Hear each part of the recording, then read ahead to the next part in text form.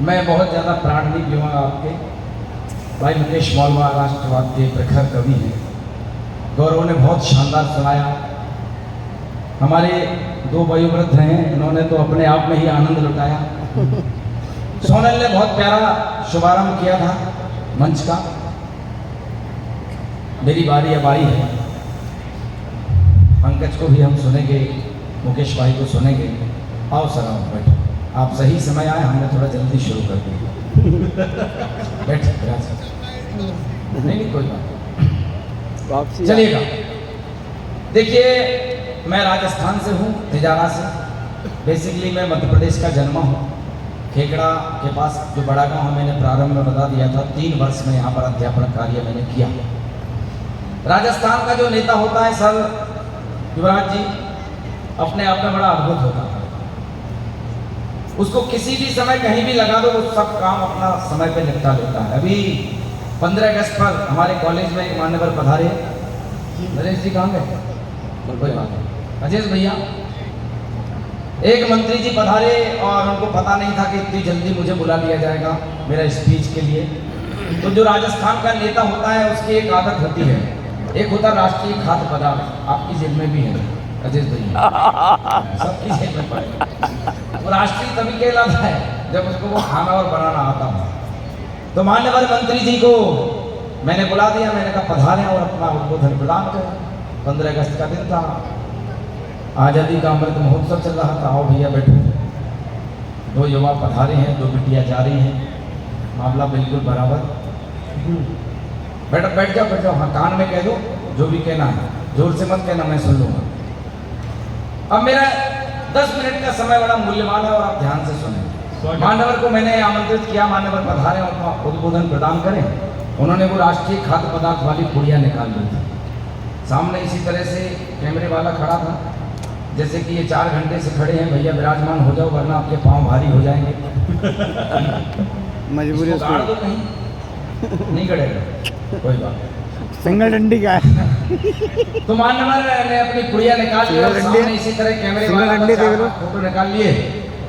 नेताजी घबरा गए, बोले यार अगर ये फोटो कहीं छप गई तो गहलोत साहब मंत्रिमंडल से निकाल देंगे। लेकिन राजस्थान का नेता गौरव भाई कितना शानदार काम किया। बोले भाइयों और बहनों, हमारा देश इस कागज की पुड़िया की तरह है, जिसका ऊपर का हिस्सा यानी कि कश्मीर यूं तोड़ करके पाकिस्तान अपने में मिला लेना चाहता है। लेकिन इस पाकिस्तान को पता नहीं, इस कश्मीर के साथ जो सफेद चोटी वाला हिमालय है, ये सदा इसी कश्मीर में रहेगा। ये कभी इधर से उधर नहीं जा सकता, कभी नहीं जा सकता है।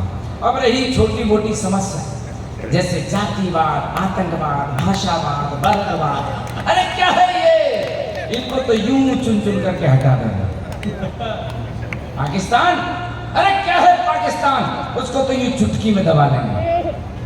और हमारी ताकत को देख करके सारी दुनिया दांतों तले उंगली दबा लेगी। बहुत बढ़िया। खुल के बजाओ ताली यार।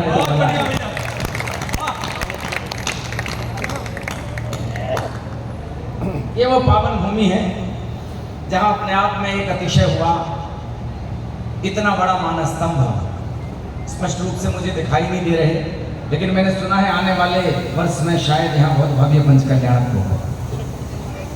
24 मार्च 2019 को, अप्रैल को, सराकोट धारक आचार्य ज्ञान सागर जी महाराज ने उनकी सत प्रेरणा से ये सुंदर मानस्तंभ बनाया गया। पूज्य गुरुदेव के श्री चरणों में कोटि कोटि नमन करता हूँ। और खेकड़ा अपने आप में इसलिए भी अद्भुत है कि जब कारगिल का युद्ध हुआ तब भाई राजेंद्र धामा इस खेकड़ा का नाम रोशन कर गए और इतिहास के स्वर्णिम पन्नों में वो नाम अंकित हो गया। हमारे आदरणीय अलवेला साहब ने कुछ कह दिया और माननीय SHO साहब को बुरा लगा, मैं भी माफी चाहता हूं। लेकिन हम वो कलमकार हैं कि जब आपकी खिदमत में लिखते हैं तो बहुत कुछ लिखते हैं। राजेंद्र धामा एक नाम, पूरी शहादत के लिए मैं नमन करता हूं और एक छोटा सा गीत रखता हूं। उसके बाद आप चाहेंगे तो पंकज भाई ने जो गीत के लिए मुझे जिस कविता के लिए कहा, सुनिए।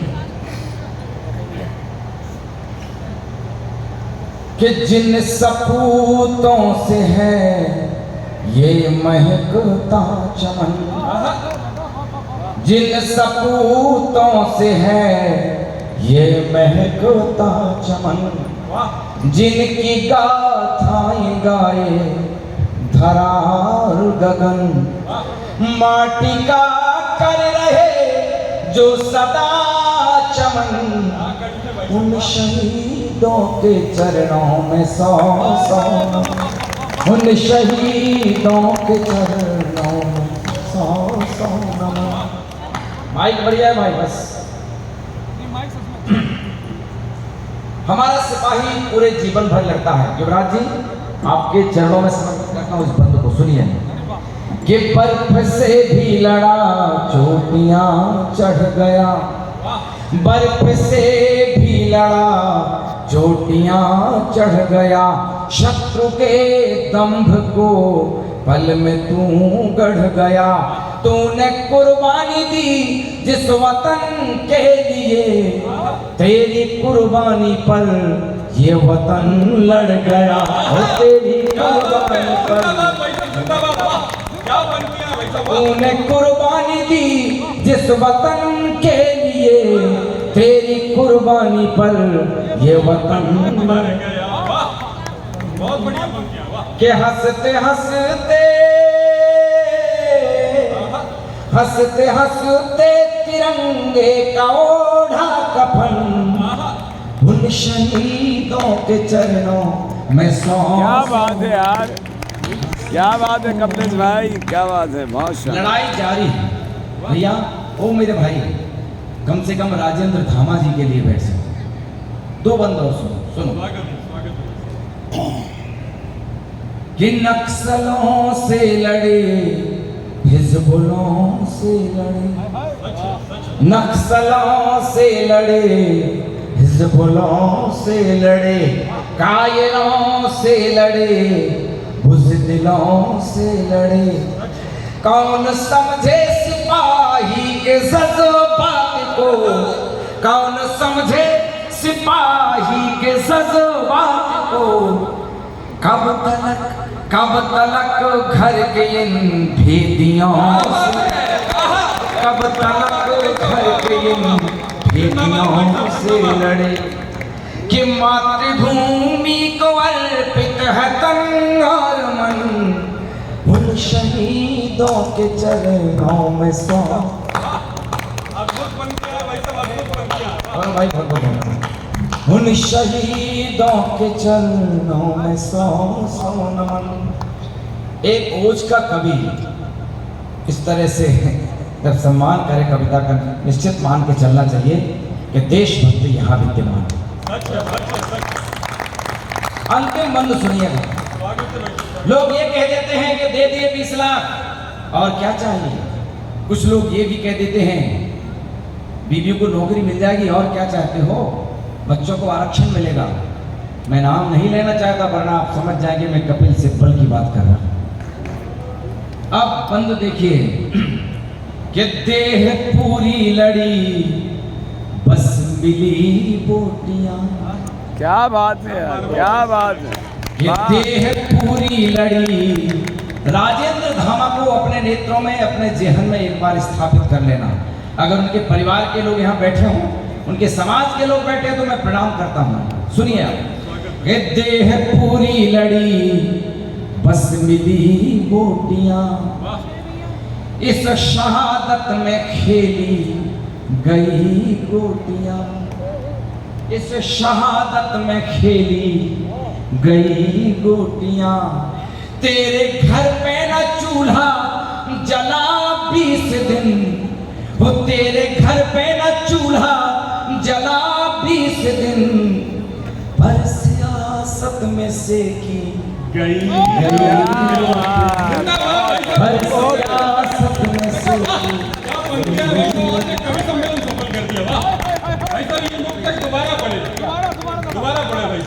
अंकुश भाई, राहुल भाई, बहुत बहुत धन्यवाद। सुनना पटेल भाई। देह पूरी लड़ी। मैं उस राजस्थान से हूँ जहाँ उदय सिंह महाराणा प्रताप के पिताश्री जब मुगलों से युद्ध लड़ा, मैं नाम भूल रहा हूँ दोन रणबांकरों का, मुकेश भाई अगर आपको ध्यान हो, नहीं दूसरे थे, सिर धड़ से अलग हो गया, लेकिन धड़ ने अकेले दोनों हाथों में तलवार लेके सिर अलग होने के बाद मुगलों के 9 सैनिकों को मार दिया। ये है भारत की सेना। युवराज जी है आपकी पुलिस,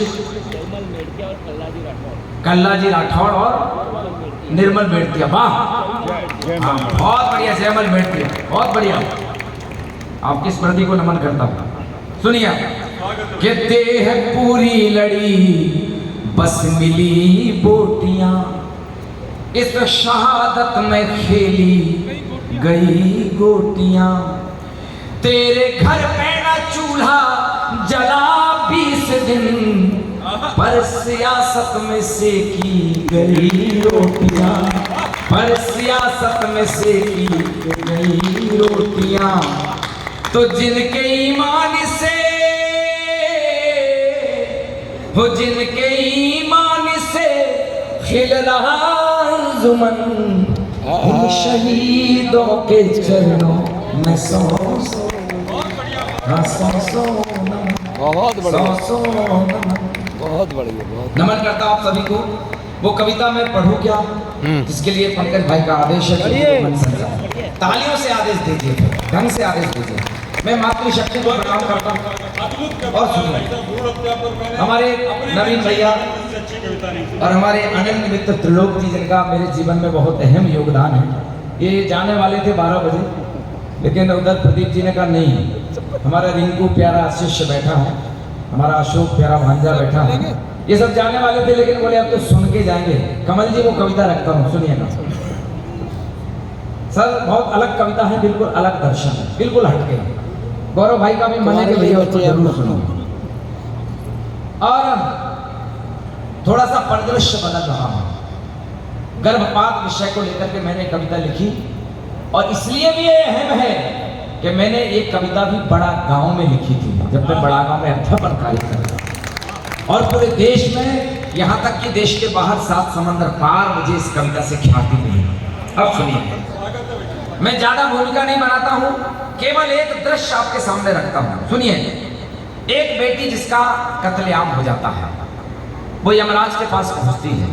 यमराज उससे एक प्रश्न करता है कि बेटी तेरा कसूर नहीं है, बहुत बढ़िया भैया जिंदाबाद, बेटी तेरा कोई कसूर नहीं, मैं तेरी माँ को मारूंगा, दंडित करूंगा, तेरी माँ ने तेरा खत्म किया है। तब वो बिटिया कहती है कि यमराज मैं अपनी मौत मरी हूं, मेरी माँ को कुछ मत करना। यमराज को गुस्सा आता है, वो झूठ बोलती है, और यमराज कोड़ों से उसकी पिटाई करते हैं। ये मेरी कल्पना है केवल। और अपने उस वदन से जो रक्त निकला उसकी स्याही बनाती है, और मृतलोक में एक चिट्ठी भेजती है। वो खत भेजती है, उस खत का कोई जवाब नहीं दे पाएगा। वो खत परम पूज्य गुरुदेव विद्याभूषण सरस्वती सागर महाराज जी को मिला। तब उन्होंने एक दायित्व मुझे सौंपा कि बेटा बसंत, इस चिट्ठी का जवाब लिखो कविता में। जवाब लिखने का प्रयास मैं करता हूं, सुनिएगा। कत्ल की गई बिटिया लिखती अपनी माँ को पाती, कैसे वज्र हो गई मैया तेरी कोमल छाती, पूछा यम ने मुझसे माता तेरा कर्म खिलौना, छिपा गई सारे पापों को खुद को समझ खिलौना, अरे कोड़े खाए मैंने यम के पर खोली न तेरी पाप की पेटी, भले कुमाता तू हो जा पर बेटी तो रहेगी बेटी, भले कुमाता तू हो जा पर बेटी तो रहेगी।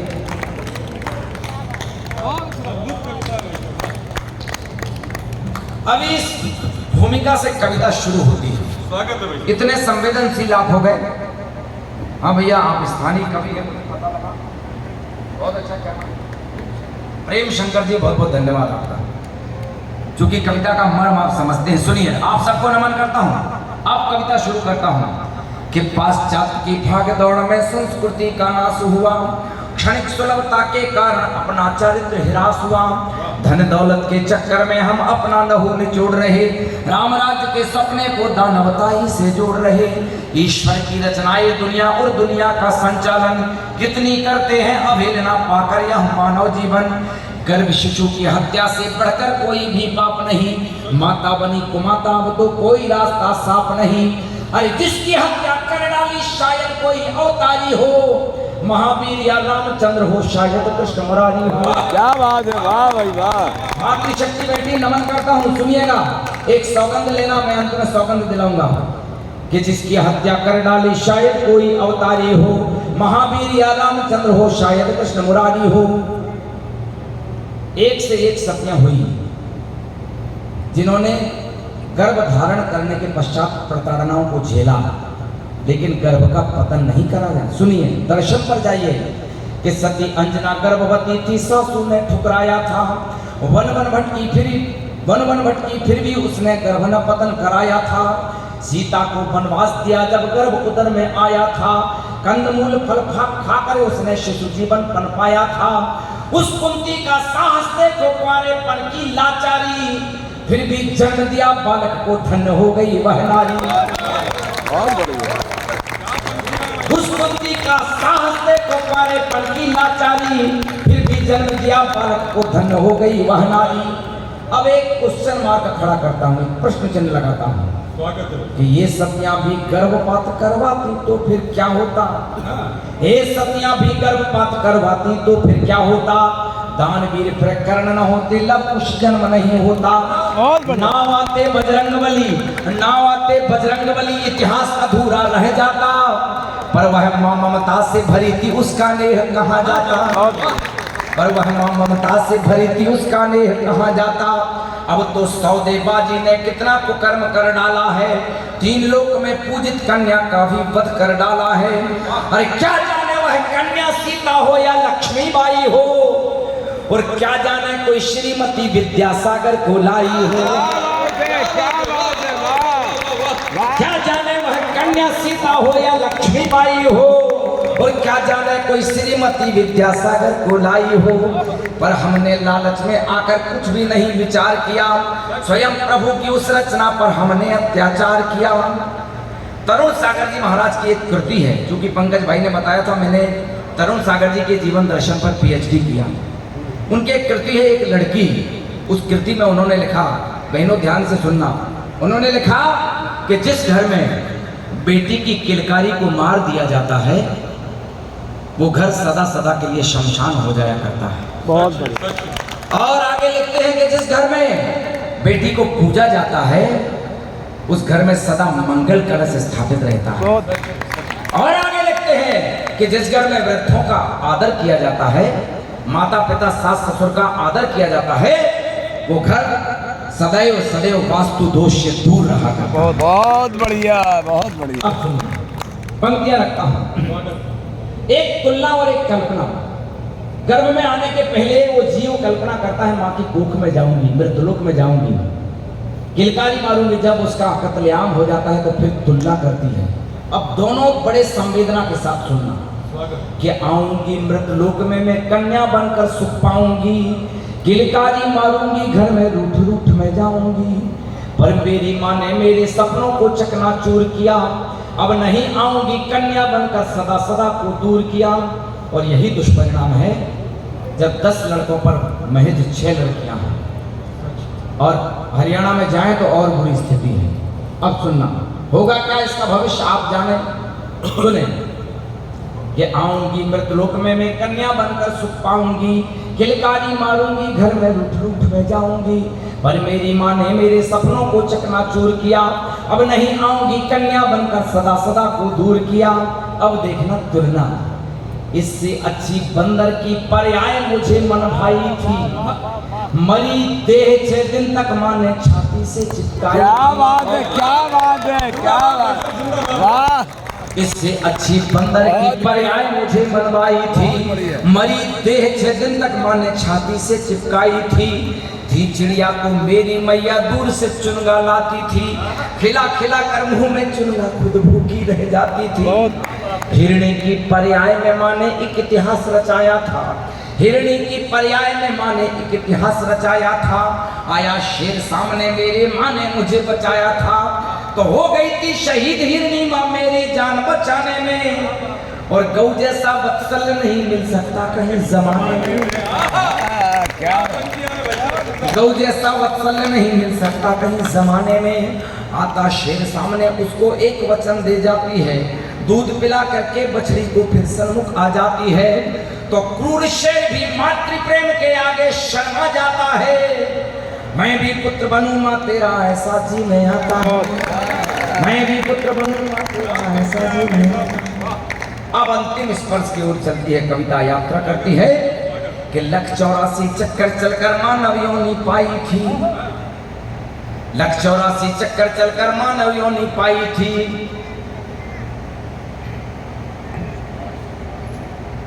थोड़ा सा विस्मृत हो रहा हूं। 184 चक्कर चलकर मानव योनि पाई थी। तो कितने सपने संजो रहा सिर्फ कितनी ही तैयारी है, पर 9 महीने का पूरा जीवन दे ना पाई महतारी। नागिन से भी ज्यादा शौकीन हो गई है मां हत्यारी। मां की तुलना हम करें, डॉक्टर मंगल नसीम साहब लिखते हैं, क्या सीरत क्या सूरत है, मां ममता की मूरत है। पांव छुए और काम हुआ, अम्मा एक मुहूर्त है। क्या हमारे एक मित्र हैं गोविंद राठी, वो एक शेर लिखते हैं कि तेरी तेरी तेरी विराटता का फर्ज ईश्वर को भी निभाना पड़ा, इसीलिए उसे मां अक्षर पर चंद्रमा लगाना पड़ा। उस मां को क्या हो गया कि कितने सपने संजो रहा सिर्फ कितनी ही तैयारी है, पर 9 महीने का पूरा जीवन देना पाई महतारी। कि हुए तनिक बीमार अगर तो मां पर मायूसी छाती, अगर चोट थोड़ी लग जाए चीख चीख मां चिल्लाती। फिर कैसा तो साहस मां का या फिर कैसी लाचारी, कितना पाप खिलौना करती मती गई सारी मारी। तो कितने भी हो दर्शन पूजन काम आएगी जाप नहीं, 3 लोक का कोई बंदा तुम्हें करेगा माफ नहीं। आज एक संकल्प लेके जाना, गर्भ पतन न कराएंगे, ना करेंगे, ना अनुमोदना करेंगे। और इसके पहले अगर ये गलती की भी होगी तो आपकी ये शपथ आपके सारे पाप उतार देगी, ये दावा करता हूं मैं मानस्तंभ के सामने। कि कितने भी हों दर्शन पूजन काम आएगी जाप नहीं, 3 लोक का कोई बंदा तुम्हें करेगा माफ नहीं।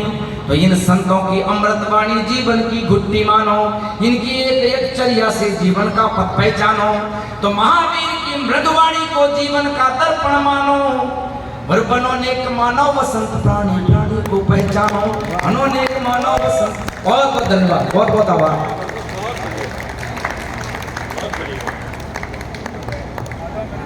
दिल की बात जो बेबयां समझती है। अभी तक मेरी जो माता